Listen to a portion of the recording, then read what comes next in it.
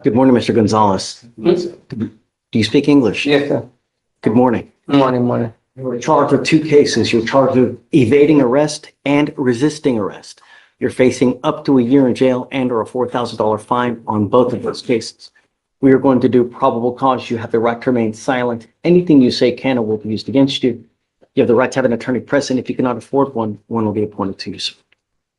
Okay. On March 22nd, 2025, at around 7 p.m., officers were dispatched to 1855 Work Road in Houston, Harris County, Texas, in regards to a criminal mischief in progress. Upon arrival, the officers observed the defendant at a location matching the description on the call slip. The officer gave verbal commands for the defendant to lay on the ground and put his hands behind his back. The defendant ignored commands and ran away from the officers. A foot pursuit was initiated, and the officers continued to yell verbal commands for the defendant to stop running. The officers were able to detain the defendant approximately 100 meters away. The defendant then actively resisted, and the officers had to dry stun him. The defendant was using both hands to push off officers in order to avoid detainment. The defendant grabbed the officer's ballistic vest and attempted to push the other officer. The defendant attempted to push officers multiple times, and the defendant struggled on the ground for approximately 3 minutes before he was detained. What was he doing wrong? All you said he matched a call slip. So Yes, for a criminal mischief in progress, Your Honor. that's completely conclusory. What is the alleged mischief? What did he do wrong? Who did he do wrong to? And I don't have that information. Then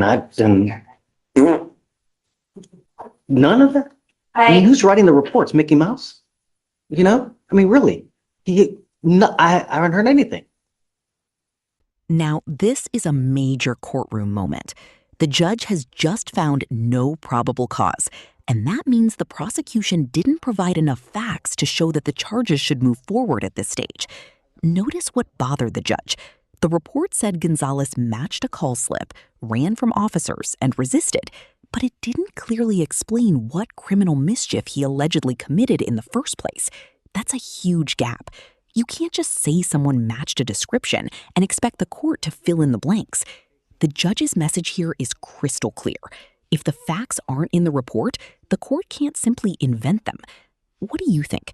Was the judge right to dismiss this case based on the lack of specific details?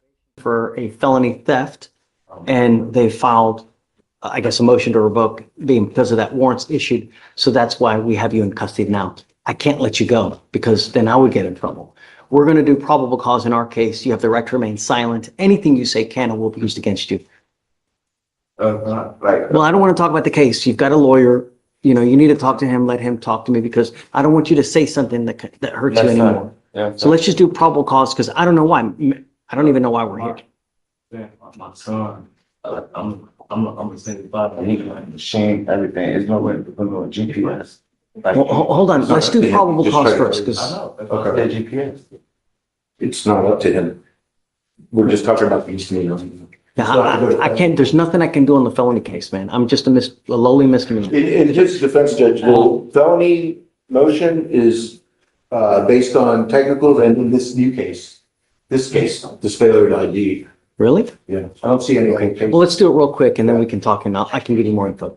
On March 21st, 2025, officers were dispatched to a family disturbance call for service at 2525 Holsworth Road in Spring, Harris County, Texas, which is an apartment complex. The officer began by identifying the defendant, who could not provide a valid driver's license. The defendant verbally identified himself as Adam Mitchell with a date of birth of December 23rd, 1987. The reportee then gave the officers his correct name, and the defendant then admitted to providing false information due to advising about a traffic warrant that he believed he had. The defendant then gave his correct name. The officers discovered an active warrant for the defendant out of Cook County, though there was no extradition. So there was a warrant out of Cook County. There was, but there was no extradition. Cook County, Illinois? Yeah, sure. I looked at the NCIC. All I saw in there that it could possibly be was some sort of like traffic offense. Okay. That's all the he's talking about. Don't say. Not right. So he gives the name of Adam. Adam Mitchell. And Judge, this isn't filed as a fugitive, just a straight failure to ID. Right. Well, because he wasn't. Well, maybe he was. I don't know. Regardless, so Mr. Walker, I'm going to find that there's sufficient probable cause. Well, hold on. I'm going to find that there's sufficient probable cause to go forward in this failure to ID case. It looks Just like, call the police. I don't want to call the police. They never asked me my name. I don't, Like, I'm the person who called the police. I thought it was a stop. No, they No. were dispatched to a family disturbance at an apartment complex. The officer arrives, proceeds to try to identify both individuals, began by identifying the defendant who could not provide a valid driver's license. The defendant then identified himself verbally as Adam Mitchell with the date of birth of December 23rd, 1987. I mean, I get that you call the police, but nevertheless, I mean, we've got, Then he told them the right info. but you still gave the wrong info and then they looked them up and then they get, So, I mean, there's enough probable cause to go forward. Why would that didn't happen, but why did, like, if I call the police, why are they asking for my ID in the first place? They don't have the right to do that, sir. They're going there for a disturbance. Yeah, They because have to, look, I can't get into all that stuff now. But they're going to investigate something that happened. There's a disturbance. They go there. Normally what officers do is they have to look at everybody who's there to determine, hey, who is this? What's going on here? Does this person have any kind of issue? This second case takes a very different turn. Mr. Walker says he was the one who called police, so he doesn't understand why officers were asking for his identification. But the judge explains the key issue. When officers respond to a disturbance, they may need to identify the people involved and investigate what happened. According to the report, Walker first gave officers a false name and later provided his real identity. That's the fact the judge is focusing on for probable cause. Remember, probable cause is not the same as proving guilt beyond a reasonable doubt. It only means there is enough evidence to continue the case. So here's the question. Does calling the police yourself change your legal obligations once officers arrive to investigate? She's writing everything down too that you're saying. Maybe later Just down the don't road, say we might anything at want to this say point. something You different. can talk to Mr. Pons. I'm not putting any conditions on your bond. Just be careful, Mr. Walker.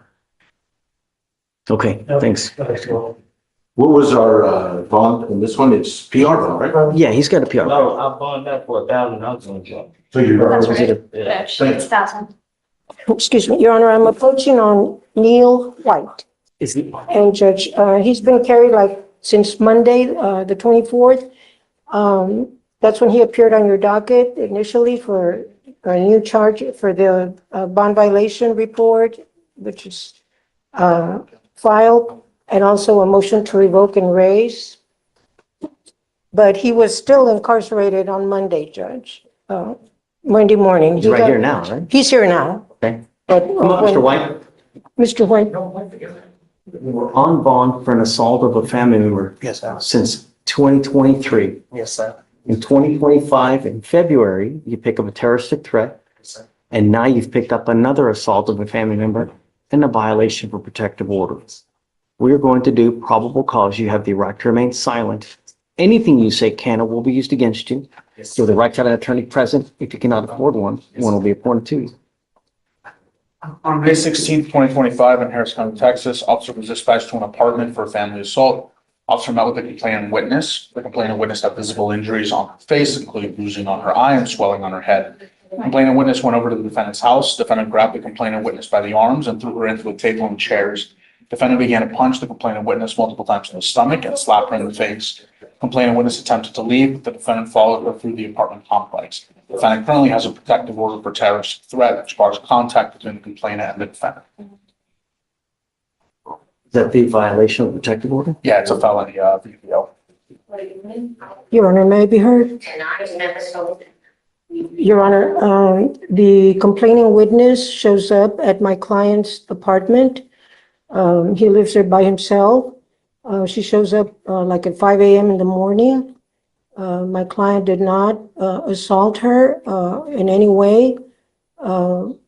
Actually, the complaining witness broke his phone, and my client left the apartment so he wouldn't have to to deal with her because she wouldn't go away. But at no time, Your Honor, did he assault her. I did get to check out the videos, Your Honor, where the officers are interviewing the complaining witness. She alleges that he punched her in the abdomen. She is in absolutely no distress, Your Honor, when she's talking to the responding deputies. If he had punched her in the abdomen, Your Honor, I can really say that she probably would be doubled over and would want to go to the hospital. The EMS did check her out, it appears, but she refused transport to the hospital. I couldn't tell from the body-worn cam video, Judge. And now we have a serious clash between two completely different versions of events. The prosecution side says the complainant had visible injuries and described being grabbed, thrown, punched, and slapped. But the defense is arguing that she came to the defendant's apartment, broke his phone, and that he actually left to avoid the confrontation. The defense is also challenging the strength of the physical evidence and pointing to the fact that she refused hospital transport. But here's the important legal point. At a probable cause hearing, the judge isn't deciding who ultimately wins the entire case. The question is whether there's enough evidence to move forward. With a protective order allegedly already in place, this case could become even more complicated. So what do you think? Does the conflicting testimony create reasonable doubt, or is there still enough evidence for the case to proceed? He's just telling that to you? I mean, how do we know that's really true? Well, she's there, Judge. Those are the apartments that are shown on the body-worn cam video. It's his residence. Is she actually on video at his apartment? Have you seen They're outside it? of the apartment. They're outside on FM 1960. That is not her residence. The protective order has got a totally different address where he is prohibited from Tell me, Sebastian. going. Okay, well, the VPO is not based on an address restriction, it's based on the assault of a protected person. And as far as the representations that defense has made today, we have no way of verifying any of that to be true. I disagree with the assertion that she shows no visible injuries. Her face does